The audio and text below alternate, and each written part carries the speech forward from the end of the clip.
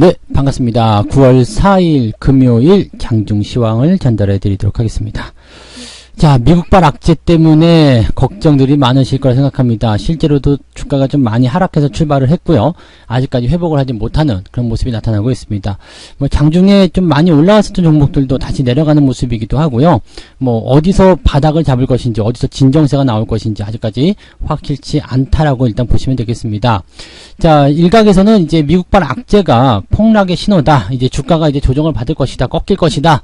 뭐 등등 우려 섞인 말들도 많이 하는데 여기에 대해서 이야기를 좀 해드리도록 하겠고요. 어쨌건 양시장이 모두 하락세로 전환이 된 상태에서 올라오지 못하고 있기 때문에 여기에 대한 전략도 어떻게 짜야 되는지 알려드리도록 하겠습니다.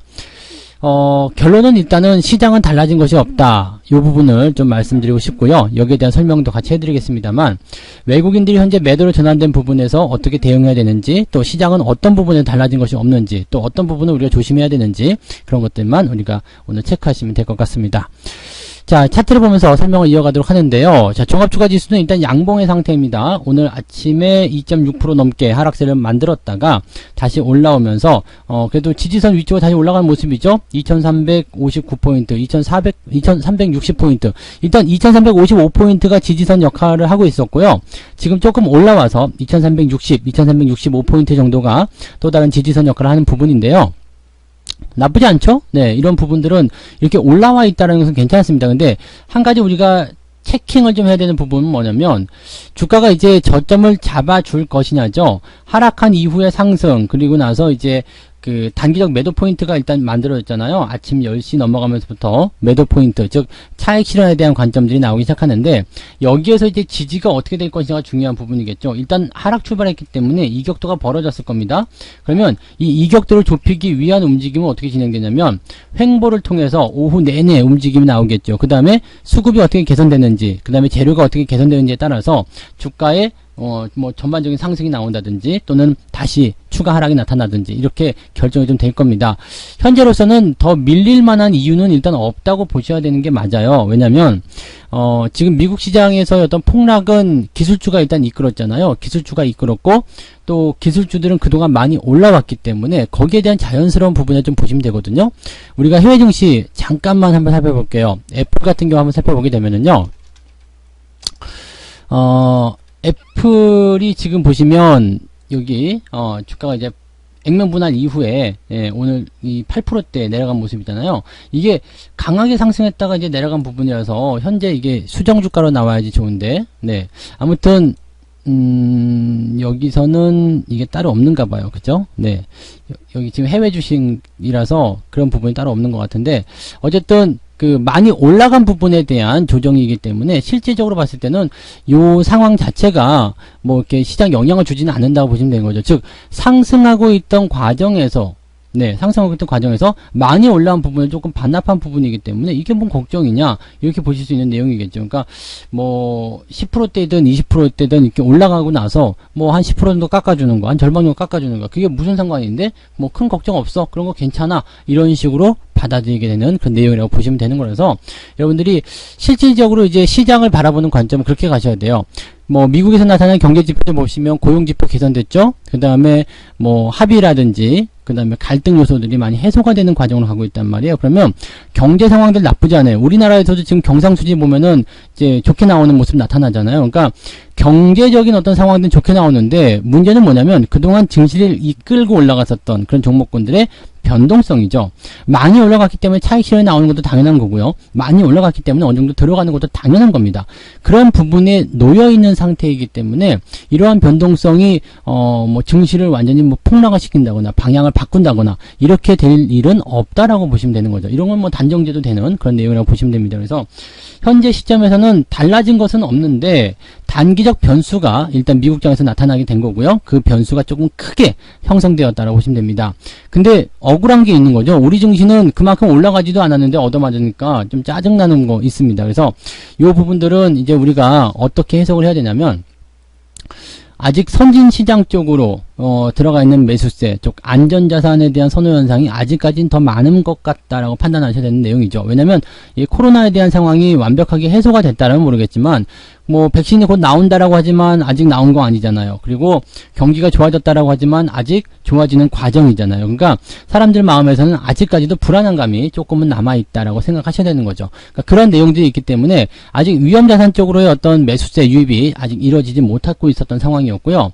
어제는 외국인 매수가 들어오는 부분들이 다 좋아질 것이다, 긍정적이다라는 부분 때문에 위험자산 쪽으로 좀 들어와야 되겠다 생각 좀 했을 텐데, 뭐 오늘 바로 또 움직임이 바뀌잖아요. 그러니까 뭐 이제 사회적 거리두기에 대한 부분들을 조금 더 연장하겠다라든지, 그 다음에 이제 해외 시장에서의 어떤 영향이라든지 경기 지표가 좋아짐에도 불구하고 이런 심리적인 요인들이 매도를 조금 이끌어낸 것이 아닌가라고 판단해 보셔야 될 것 같습니다. 그래서 뭐 특별한 테마주, 몇몇 테마주를 제외하고는 지금 전체적으로 좀 주가가 밀려있다라고 보시면 정상인 것 같고요. 어느 정도까지 밀려도 괜찮은 건가라고 좀 판단해드리면요. 지금 1.5% 주가가 하락이잖아요. 보통은 여기다가 곱하기 3 정도로 하시면 됩니다. 그러니까 종목의 변동성이 시장의 변동성의 한 3배 정도 더 움직인다고 보시면 되거든요. 딱 정해진 것은 아닙니다만 그냥 평균적으로 그러하다 보시면 되겠죠. 그러면 오늘 종목이 4.5%에서 5% 요 범위 안에 들어가 있다라면 네, 잘 하고 있는 것이다 라고 보시면 되고요. 요것보다 더 조금 내려갔다, 뭐 3%대 2%대 마이너스다 그러면 신경 쓰지 않으셔도 됩니다. 네. 근데 만약에 오늘 7%대 마이너스 8%대 이렇게 빠져 있다 그러면은 요거는 이제 이 변수에 따라서 어떻게 될 것인지는 좀 생각해 봐야 되겠죠. 그러니까 오늘은 뭐 마이너스 3%대 4%대 이 정도 나오는 것들은 여러분들이 눈 하나 깜짝 안 하셔도 됩니다. 그러든가 말든가. 네, 그러든가 말든가. 왜냐하면 시장은 여전히 상승에 대한 기조를 가지고 있기 때문에 여기에 대해서 우리가 판단하시면 되고요. 항상 제가 말씀드린 게 뭐예요? 시장보다 더 많이 먹고 시장보다 더 조금 잃으면 되는 거거든요. 그러니까 그 포인트만 생각하시면 됩니다. 곱하기 3 정도만 우리가 생각하시면 되죠. 그러면 시장이 만약에 1.5% 올라간다 그럼 종목들은 4% 5% 올라가야지 좋은 거죠. 물론 올라가는 데는 이 종목들은 또 순서가 있죠. 그래서 뭐 기다렸다가 갑자기 빵 튀고 뭐 10% 20%씩 올라가고 뭐 그런 부분이 있기 때문에 이런 것은 좀 차이가 있겠습니다만 변동성이 나올 때는 곱하기 3 정도 해가지고 그 정도 범위 안에 들어가 있다라면 아직은 내가 괜찮구나 이렇게 생각하시면 된다는 이야기죠. 자, 코스닥으로 한번 가볼까요? 네, 코스닥 같은 경우는 지금 더 많이 빠져 있죠. 오늘 장중에 시작 포인트가 마이너스 3.7% 어마어마하게 빠졌습니다. 근데 지지선 받고 바로 올라간 모습이고요. 이게 지금 과매수로 들어가지 않은 상태에서 들어온 상황이기 때문에 현재 시점은 아직 매수에 대한 여유가 많이 있다 보시면 돼요. 그리고 밑에서 쫙 올려준 모습인데 오늘은 테마주들도 조금 약한 편이에요. 왜냐면 이게 뭐 다른 어떤 악재를 통해서 경제적인 이슈를 통해서 떨어진 부분이 아니구나. 그냥 기술주들의 어떤 폭락 그런 것들이 이제 문제시대에서 나온 거기 때문에 지금 보시면 이제 많이 올라온 종목들의 차익 실현이라든지 이런 것들이 강하게 들어가고 있었을 것이다 라고 보시는 게 맞는 거죠. 그래서 뭐 특정 테마가 올라간다거나 그런 형태로 움직이는 것은 아닌 것 같고요. 그냥 뭐라고 할까요? 시장의 변수가 그냥 전체적으로 누르고 있는 상태, 즉 수급이 매도가 조금 많이 나온 상태 정도로만 생각하시면 될 것 같습니다. 그래서 뭐 크게 걱정할 만한 부분은 아닙니다만 그래도 그런 정도의 변수가 있다 정도만 아시면 되겠죠. 이것은 이제 수급 동향 보시면 바로 나타납니다. 오늘 외국인 수급 동향이 굉장히 중요한 포인트를 여러분들 선사했을 거예요. 자, 보시면 아침 시점에 순매수였죠. 그래서 뭐 버팅기는 모습이 좀 잘 나타났었는데 실망감이 있었을 거예요. 왜냐면 외국인들이 계속 사야 되나 말아야 되나에 대한 고민 포인트가 이제 그 한국의 그 코로나 재확산에 대한 부분들을 이제 이 사회적 거리두기가 연장될 것이냐 아니냐 이 부분은 또 갈 수 있는 부분인데 이게 만약에 연장 쪽으로 지금 계속 진행이 된다 그러면은 이게 조금 더 지켜봐야 되는 상황이 되는 거잖아요. 그렇게 되기 때문에 외국인들이 아무래도 좀 조심스러운 입장을 취해야 되지 않았었을까 이렇게 판단이 됩니다. 만약에 좋은 소식이 전해졌고 만약에 뭐 2단계 해제 뭐 이렇게 이야기가 나왔다면 외국인들은 급선회하면서 이제 매수세를 확장했을 수도 있겠죠. 그래서 그러면 증시가 이제 미국 상황의 어떤 흐름과는 관계없이 쭉 받아서 올려주면서 아침 매수 시점이 굉장히 강하게 나타났을 겁니다. 아침 시점에 제가 매수하지 말자라고 일단 이야기해드린 부분이 있었는데요. 매수하지 말고 기다려야 되는 부분들은 일단 떨어지고 나면 기술적 반등은 나와요. 근데 거기에서 많이들 매수가 들어가거든요. 근데 보통 이렇게 큰 변수가 나타나고 뭔가 상황을 지켜봐야 되는 입장에서는요, 떨어지고 나서 반등이 나갈 때 내가 매도하고자 했던 종목들에 대한 차익 실현이 먼저 들어가는 것이 맞고요. 그 다음에 다음번 이제 지지가 되는지 확인하고, 그 다음에 주말장 오후나 아니면 다음날 이렇게 확인 포인트를 가지고서 매수가 들어가는 게 훨씬 더 유리합니다. 그래서 오늘은 제가 이제 현대차, 현대차에 대한 매도 의견을 좀 드렸어요. 이게 지금 70% 조금 넘게 수익이 나온 상황인데, 여기에 대한 차익 실현 관점, 이게 지지선에 대한 포인트가 일단은 이렇게 5일선 아래로 떨어졌는데 아래쪽 지지는 있습니다만은 이 정도까지 떨어지게 되면 힘발이 조금 약해져요. 그러니까 주가가 계속해서 올라갈 수 있는 타이밍이라고 하더라도 힘이 조금 약해지게 되면 옆으로 흐르거나 아니면은 한두 차례 정도는 미친 척하고 떨어질 수가 있거든요. 그럼 아래쪽에서 다시 재매수하는 전략이 필요하겠죠. 그래서 오늘은 현대차 차익 실현을 좀 해드렸다고 말씀을 좀 드릴 수 있겠습니다. 뭐 전체적으로 뭐 종목들이 수익 중이었던 종목들은 좀 내려가더라도 큰 문제가 없기 때문에 이렇게 차익 실현 좀 들어가시면 되고요. 손실이 나와 있는 종목들 같은 경우는 여기서 어떻게 하지? 더 빠지면 어떡하지? 이렇게 걱정하실 수도 있겠는데 그냥 걱정 놓으시고요. 편안하게 그냥 보유만 하시면 별 문제 없을 거라고 생각하시면 됩니다. 오늘 기관 쪽 매도도 굉장히 많은 편입니다. 연기금도 아침에는 순 매수였었거든요. 근데 이것도 매도를 받기 있는 상황이었고요. 다행히 더 늘어나지는 않고 있습니다. 일단 좀 지켜보자라는 느낌인 것 같고요. 조금 지켜본 이후에 상황이 좀 바뀔 수는 있겠죠.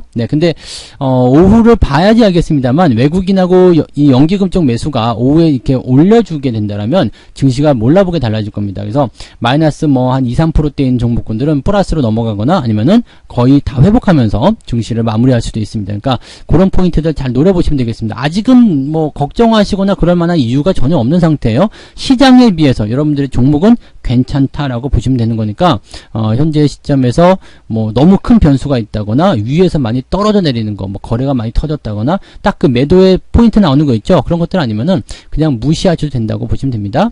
개인들이 코스닥하고 코스피에서 둘 다 사들이고 있는데 오늘 지금 아침 시점인데도 불구하고 지금 개인들이 6,900억, 7천억 순매수예요. 그러니까 이 상태로 가면은 1조 원대도 순매수 들어갈 수 있어요. 개인들 돈 굉장히 많거든요.